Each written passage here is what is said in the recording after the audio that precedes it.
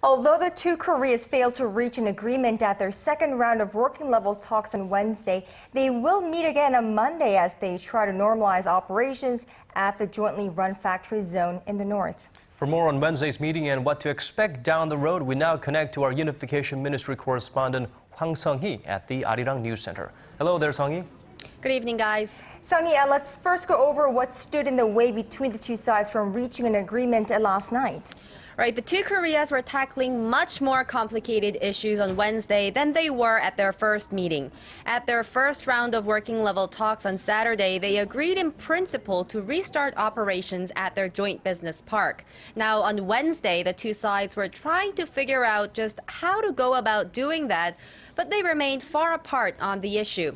North Korea is pressing the South for an early resumption of operations at the business park. But South Korea says factories at the Kaesong Industrial Complex will not start running again until North Korea provides safeguards against similar incidents in the future. The South is trying to get the North to accept international standards for managing the complex, and this issue will likely dominate their next meeting. Well, Sung-hee, from what I hear, South Korea has also suggested the possibility of globalizing the business park. How would that idea help ensure that the factory zone stays open? Yes, Daniel, the South Korean government is pushing to let foreign companies build factories within the business park. Experts say this would make it harder for the North to push ahead with unilateral closures in the future.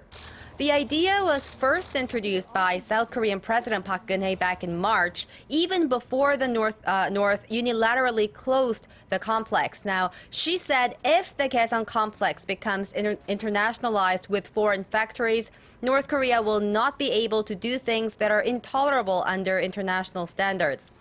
The president was referring to a sudden demand from North Korea for higher wages for the North Korean workers at the complex and higher taxes for the South Korean firms there.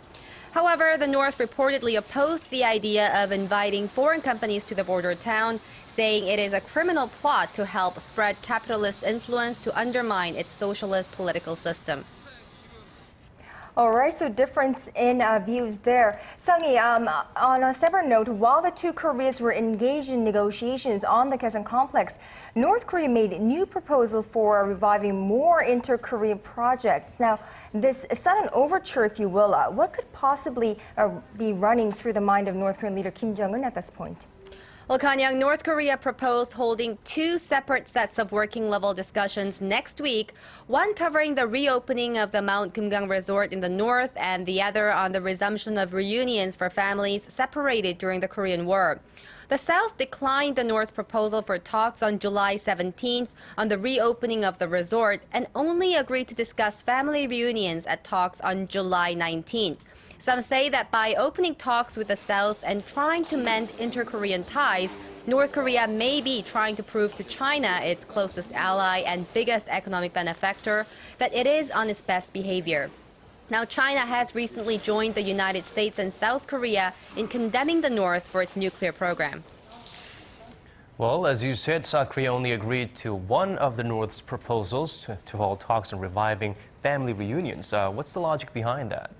Well, Seoul's Unification Ministry said the two Koreas must first focus on the ongoing negotiations on reopening the Kaesong Industrial Complex. But at the same time, the revival of family reunions is an urgent issue. Now, these are the families separated during the Korean War in the 1950s. So, of course, they're all getting older and now they're running out of time. Some experts say that the latest refusal by the South Korean government on the Mount Kumgang tourism project talks is a reflection of President Park Geun-hye's so-called trust-building process, which is a step-by-step procedure for building trust with the North. President Park has maintained that the South will not engage with the North until it puts an end to its provocative actions, but at the same time has said that discussions on inter-Korean economic projects and humanitarian issues can be dealt with separately. All right, Sung-hee, so we'll keep our fingers crossed and we look forward to seeing some promising changes in inter-Korean relations. Thank you for your report today. That was our Arirang News Unification Ministry correspondent Hwang Sung-hee live with an analysis of the latest developments in inter-Korean relations.